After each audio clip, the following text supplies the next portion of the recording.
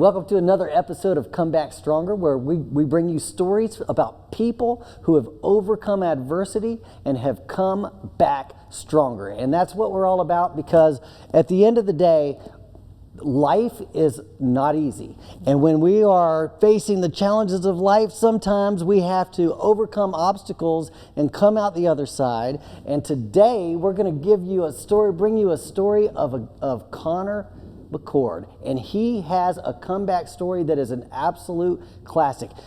You had a chance to view the Connor McCord interview, Yeah. Carrie. By the way, this is my law partner, Carrie Roan. I'm Jimmy Fasig with Fasig Brooks Law Offices. Carrie, what did you think about Connor? What a great kid. I mean, what a great kid. I've got teenage boys, and I watched his interview, and I'm like, I want my boys to aspire to be more like Connor. He's awesome. You know, he's awesome. And especially to be a kid and be inspired to be a better person and give back to your community. I mean, that happens in your 30s or 40s, maybe sometimes your 20s, hardly ever in your teens. So it's really impressive. Well, the thing about Connor is this. He had, unfortunately, had to suffer through the loss of his father, and then he also almost lost his mother. Yeah. But he has used the pain and the fear that he had gotten through all that to inspire him to become the best, strongest, smartest version of himself. And this young man is going to take the lessons that he learned, and he's going to become a neurosurgeon. He's now the valedictorian, going to be the valedictorian of his school. He is a very impressive young man, so we're really excited that you get to meet him. His story has all the essential elements of a great comeback story. Yeah. So Carrie, what do you think are the greatest elements of a great comeback story? I think it's perseverance. I'm so impressed that people get knocked down over and over and over. They get told no 100 times. They suffer great loss, and they really do use that as motivation to come back in their lives to become better, and then to serve others. Not only to become better themselves, but to give back to their communities and to make other people's lives better. I wholeheartedly agree, because perseverance is, at the end of the day, it comes from the passion that you have inside of you. Perseverance is motivation. You know, I like to give motivational talks, right? Yeah, you're very good at it. I love it. I love it. But really, motivation comes from the emotion that you feel, and a lot of our motivation comes from the pain that we've endured throughout our life. Mm-hmm. And I always like to say that when you're trying to think about what to do with your life, think about the talents that you've got, what you can offer to the world, but also think about the pain, the obstacles you've overcome, the challenges that you've overcome, and that emotion, because that's what's going to drive you. And if you can combine those two elements, then you have the makings of a great comeback story. That's right. Right? So anyway, super excited for you to meet Connor McCord. We're going to go to a commercial break, and we're going to come right back. I recently had a new client, and she suffered a mild traumatic brain injury. Okay. And she had no idea what had happened that caused her to be injured. Gotcha. But it turns out she had fallen into a pit at an oil change station.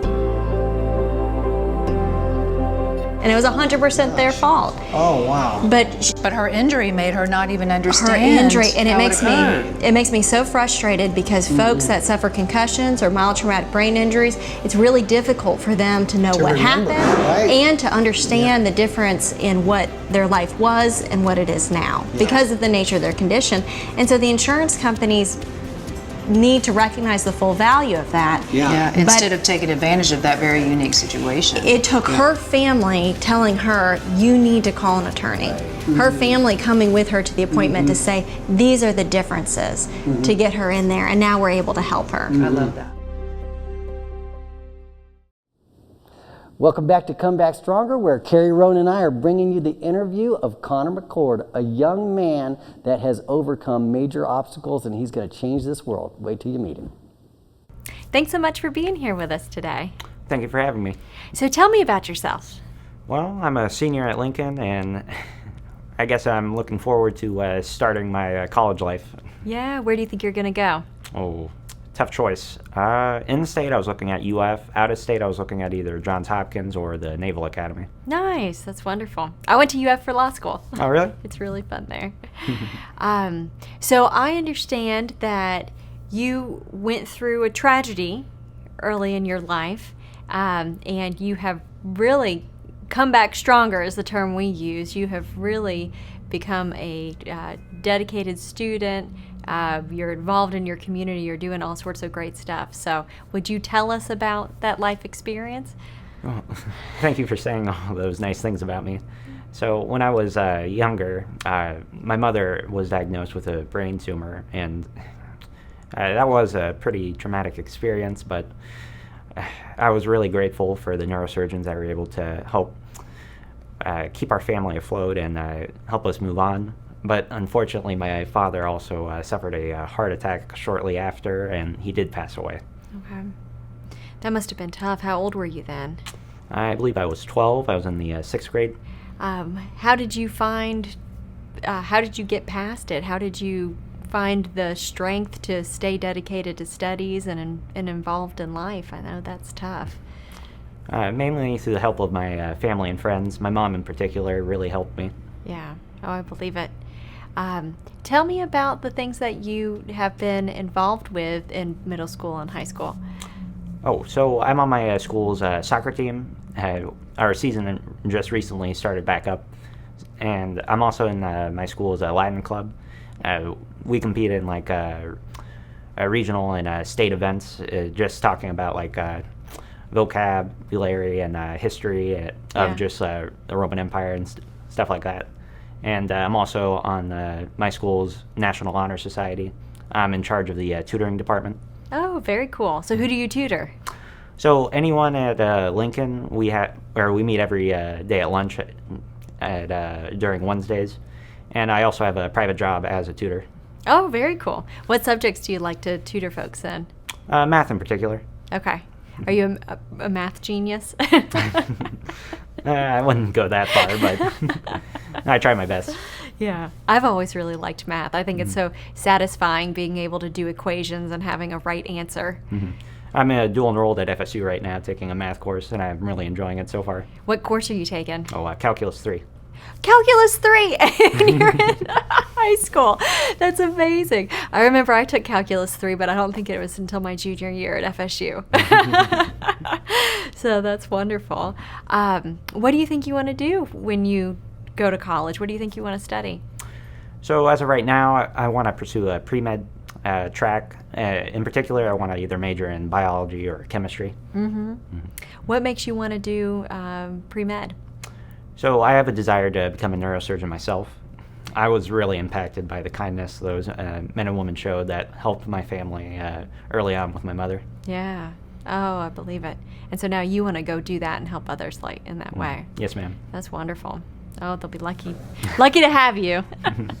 So tell me, I heard that you are actually on a local school board. Oh, yes, ma'am. Tell me about that. So bi-weekly, I'm meeting at every school board meeting and just trying to, I guess, give the perspective of a student on issues that are coming up. Yeah, that's very cool. So what drives you to be so involved in your school and in the community? I'd say partly is I want to live up to the expectations my father had of me. I want to make him proud. Oh, I'm sure that he is. Well, thank you for saying. Tell us a little bit about your dad. He was an elevator salesman, and he was a really kind man and someone I really look up to. That's wonderful. So what big plans do you have for the rest of your senior year? Ooh, I guess trying to maintain my class rank in particular. And also I have to finish up a bunch of college applications. Yes. Oh, the class rank. I was never worried about my class rank. Just because I wasn't near the top 10%. But I'm guessing you're up there. Is that right? Yes, ma'am. I'm currently on the way of being valedictorian. Oh, wonderful. So that's why you've got to worry about it. Well, I hope you get it. And I hope, I bet you would give a really good valedictorian speech. Well, thank you for saying. All right, well, we're going to go to a commercial break, and then we'll be back in a minute. Alrighty. Wow, this young man, Kerry, what an amazing young man. soccer team, Lions Club, Honor Society, the tutor department. He's the head of the tutoring department. He's going to be valedictorian. He's a member of the Leon County School Board. He's applied to Johns Hopkins. He's going to be a neurosurgeon. Yeah. What an incredible young man. Isn't it amazing? And all of this is born out of, this is fascinating. This is beyond fascinating. This is born out of how he was impacted by the kindness of the neurosurgeons that helped his family. That's the biggest part of this story for me. It really is. Well, I always tell people, you never know what your kindness is going to do for somebody else. And this young man, he took it to heart, and now he's going to go into the world and he's going to help other people. Who knows how many other people he's going to help throughout his life, right? That's right. Yeah, it is absolutely fascinating. And I think that's what medical professionals, I think most of them understand it. Yeah. But they really, really need to sit back and take a moment to think that the way that they talk to their patients and the way they talk to their patients' families has a huge impact. It matters. And it's not just the information you're delivering, but it's how you're delivering it. And I think that probably crosses through to a lot of different professions with respect to how you treat your customers and how you treat your patients or your clients. Harry, one of the things that is fascinating with this show is all these comeback stories that we bring.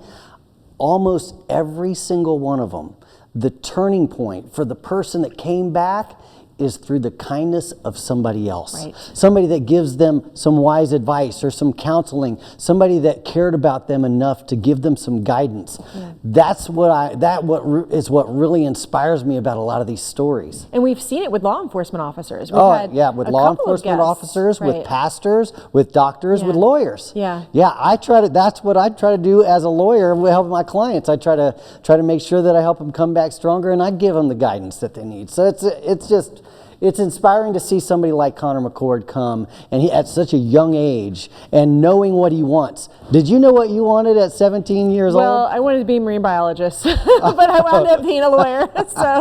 So I strayed a little bit, but I love the impact that people can have if you just believe in somebody and take just one moment to truly care about them. 100%. Yeah. Well, we're going to go to another commercial break and come back and hear the second part of the interview with Connor McCord.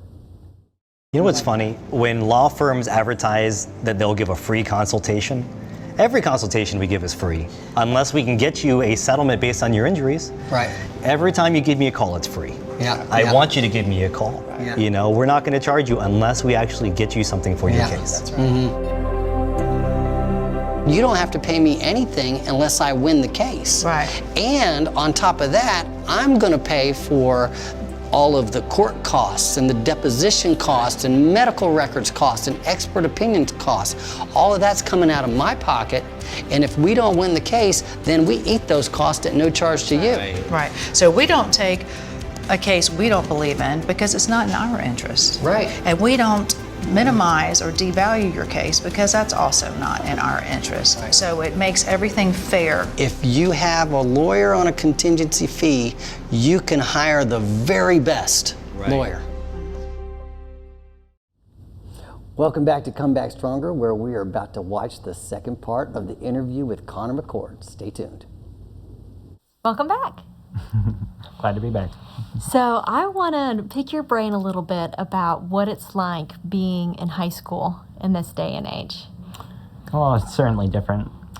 So in particular, just trying to move on since with COVID and having hybrid scheduling, a lot of my peers were really struggling with just the new format of classes being virtual the entire year. And trying to go back to like a brick and mortar situation is really, I guess, difficult, and it's kind of saddening to see a lot of my peers struggle in that manner. Yeah. Mm-hmm. So how long were y'all virtual for?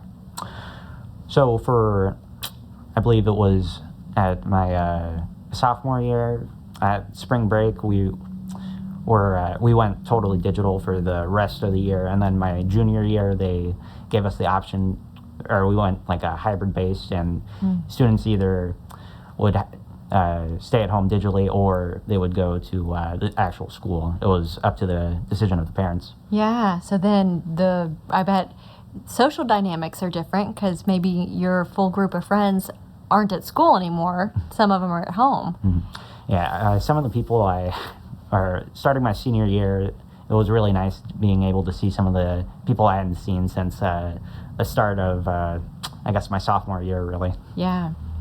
What do you think about being in high school in an age where there's so much social media involvement? So many people are always on their phones, they're posting everything online. What's that like as a high school senior? It's really interesting, but it's really nice being able to connect with others easily, and just to be able to see, I guess, how your friends are doing, being able to talk with them whenever you want, things like that. It's really nice to be able to connect with other people. Yeah. So it sounds like it's been mostly a positive experience for you. For me, but I know that for others that it can also be detrimental to mental health, fear of missing out, things of that nature. Yep. I always wonder, because I've got little kids, and I'm thinking, what's it going to be like for them when they grow up in that day and age? But it sounds like it's going good for you, so that's great. So let's talk a little bit about being on the local school board.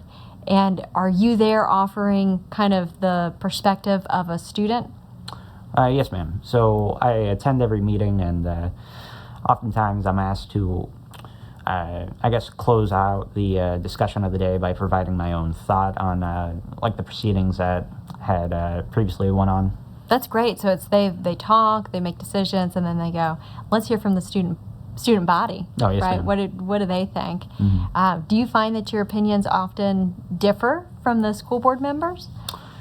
So as of right now, no, not in particular, but everyone on the school board, I'd say, is really committed to the health and well-being of everyone in the district. So it's really admirable to see everyone so dedicated to maintaining the, I guess, health and wellness of everyone in the district. Yeah, everyone's got the same goal. They want kids in school healthy, happy, safe, right? Yes, ma'am. So I imagine that it has been a difficult tenure for folks that are on the school board, given all of the decisive things that have come up during the pandemic. Has watching them deliberate and trying to make the best decisions, has that given you an appreciation for the difficulty of that role? Of the school board meetings I have attended, it's really disheartening to see so many people, I guess, just name call and sort of just personally insult the members of the school board. It's a really challenging position to have, especially during a time during a pandemic. And I guess I'd say I sort of see the position in a new light. I've come to admire everyone on the school board. Just seeing all the leaders on the school board being able to find unity among dissent. Well said. Well said. Why do you think you might want to go into the Naval Academy? So in particular, I was really interested in the chemistry department that they had at the Naval Academy, and also, I guess, just the lifestyle. I like the sort of, I guess, rigorous approach to trying to bring out the best in every cadet that goes through the academy. Yeah, very cool. How do you feel about all the physical requirements? Do you like doing all the working out and stuff that they require? Yes, ma'am. That's good. How fast can you run a mile? Oh, I think I have 5 minutes, 40 seconds. Oh my gosh. Something like that. It's been a while since I've tracked my time, though, but I am trying to get ready for the candidate fitness assessment. So what do they test in the candidate? Is it cadet fitness assessment? I'm mixing my words up here. Oh, I think it's called a candidate, but the CFA, I think, is what they call it for short. Okay, so what are they testing in the candidate fitness assessment? So pull-ups, mile time, basketball toss, just how far you can throw a basketball, like on your knees. Yeah. Push-ups, and shuttle run. What's a shuttle run? So basically just like run, sort of like suicides almost. Like, okay. Yeah. It's bringing me back. Well, that's wonderful. What, if you could share a message to other kids, young adults that are going through high school, anything you'd want to share to them? I guess I would say you're not alone. You have a lot of peers, teachers, family members that are looking out for your mental and physical well-being. You just have to look. I think that's a really great message. What would you say to someone who's recently lost a close family member? it's a really challenging experience. I still feel the impacts to this day. It's just, I try to think of the positive memories I have of the person that I lost, and I try to live my life to be as happy as they would have wanted me to be. That's a beautiful, beautiful recommendation. I love it. All right. Well, thank you so much. We appreciate you being here. Thank you for having me. You're welcome. What an amazing young man. Carrie, what were your big takeaways from Connor McCord's interview? Oh my gosh, he's so inspirational. I think I have two from that part of his interview. One is that he's doing all these things and he is aspiring to be a neurosurgeon because he wants to make his dad proud. Yes. And to me, you know, everybody knows it's an important role to be a parent. Yeah. But you don't really realize how much of an impact you have on your children until you see something like that. I mean, children, I think, are always going to strive for their parents' love, no matter what age they are, and to make their parents proud. So we really have an important role as parents, knowing that our children are always going to be wanting to please us in that way. I wholeheartedly agree. I am a big believer. I love to talk about the power of love. And when you love somebody unconditionally, they want to make you proud. It is a natural human reaction that they want to do good. They want to stay good in your eyes. They want to be worthy of that love that you're giving. And as a parent, it's so important to express that love for your kids. It is. Yeah. It really is. You know, the other thing I really loved about him was that he said, you know, Kimmy asked him, how are you overcoming the loss? How are you overcoming the grief? And how are you living your life now? And he says, I'm trying to be as happy as I possibly can because I know that's what my dad would want for me. So I've had some friends that have gone through some loss lately with you know, with COVID and whatnot. I think we all have. And the question is how do you move on and live a normal life from that terrible loss? And I think he's so instructive when he says, you have to think about how that person would want you to live. And I know my dad would have wanted me to be happy. And I love that he says that because that's how he's moving on, is just being what his father always wanted for him. Again, the power of love. Yeah. But then, so one of my big takeaways was that he said, when you're facing challenges, and he's talking about high schoolers at this point, but it applies to everybody. He said, just remember you're not alone. That there are people out there that are willing to help you, that want to help you. And sometimes you just have to reach out for that help. And so I thought that was really exciting, and that's exactly why he's become not just a tutor, but the head of the tutoring department, which is really, really kind of cool. One of the things I love most about his story is how it all ties in together, in the sense that he had suffered the loss of his father, then his mother is almost, you know, he almost loses his mother, and it's the neurosurgeon that actually gets his mother better, and that's now what he wants to be. So how that all comes full circle so that he can help people like his mother. That's a great comeback story. It shows the mission. It shows the struggle, but also coming to fruition and to become a mission. Right, and kind of growing something good out of something bad. That's exactly right. You know, the struggles that his mom went right. through, and the struggles that he went through watching his mom suffer with the brain tumor actually turned out good for him. Yes. All those struggles. Yeah. So there's always a light at the end of the tunnel. You know, if you're in the middle of your struggles, just know that something good is going to happen. 100%. We're going to go to a commercial break, and we're going to talk about the takeaways again coming back. I went to lunch with one of my former clients the other day, and she's doing great. She took the money from her settlement and she started her own company buying and selling vehicles, which is really cool because she was in a car crash and then needed a new vehicle. And so now she's able to help other folks out. Most of our clients, they find that one of the most frustrating things is the dealing with the vehicle. Oh, well, losing your car can totally disrupt your life. You can lose your livelihood over it. If you can't get to work, or you know, what's the worst thing with our clients is we're just trying to help them get well. But if they can't get to the health care that they need, you know, that's just another setback. One of the typical things about a comeback story is you take the pain and the struggles and the challenges that you've been through, and you use that as the fire that kind of motivates you to do something good for other people. Yeah. And so I love that, because now our client did exactly that, like literally to the T. Welcome back to Come Back Stronger. We just saw the interview and heard the story of Connor McCord, a young man who lost his father and then almost lost his mother, but he had some fantastic doctors that took care of his mother, neurosurgeon, that changed his entire family's life, and he is coming back stronger. He himself is going to be the valedictorian of his class, and he's going to be a neurosurgeon most likely.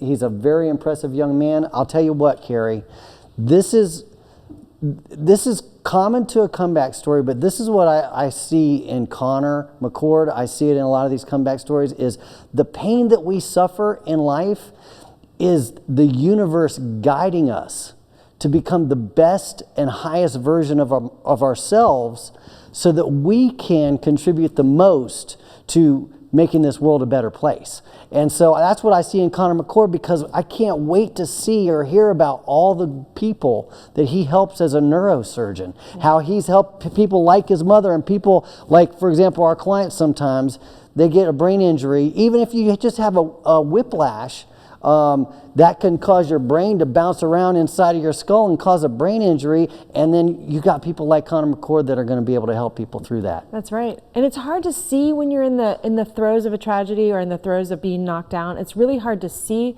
that there's something good that's going to come out of it. Yes. But we see that with our clients all the time. Yeah. Even, you know, clients who have severe brain injuries, we see not only recovery, but we see them come back to be better than they were before. And then they're in a position where they're giving back to society and giving back to community to make it to communities to make them better. Yeah. So I love that. I love that. So what I would say about Connor's story is he has embraced the fact that he wants to make his father proud. He's embraced the pain and made it his motivator. Yeah. And that's, I think, is what's going to make him a great neurosurgeon. He's not just going to be an average neurosurgeon. Right. He's not going to be your everyday neurosurgeon. He's going to be the neurosurgeon that I would go to. Well, and he's going to do everything else in life too. He's not just going to be a neurosurgeon. Yeah. Just incredible. You know? Anyway, we're going to have to wrap it up. If you like what we're bringing, if you like the show and you like what we're bringing to the table, please leave us a Google review. Go on to Google and leave us a Google review. We would appreciate it. And if you know somebody that has a comeback story, please reach out to us and let us know. We'd love to have them on the show. Thank you. And you know what the insurance company offered him? $5,000. Really? He's completely blind, and they offer him $5,000. Yeah. Ask him to sign a release.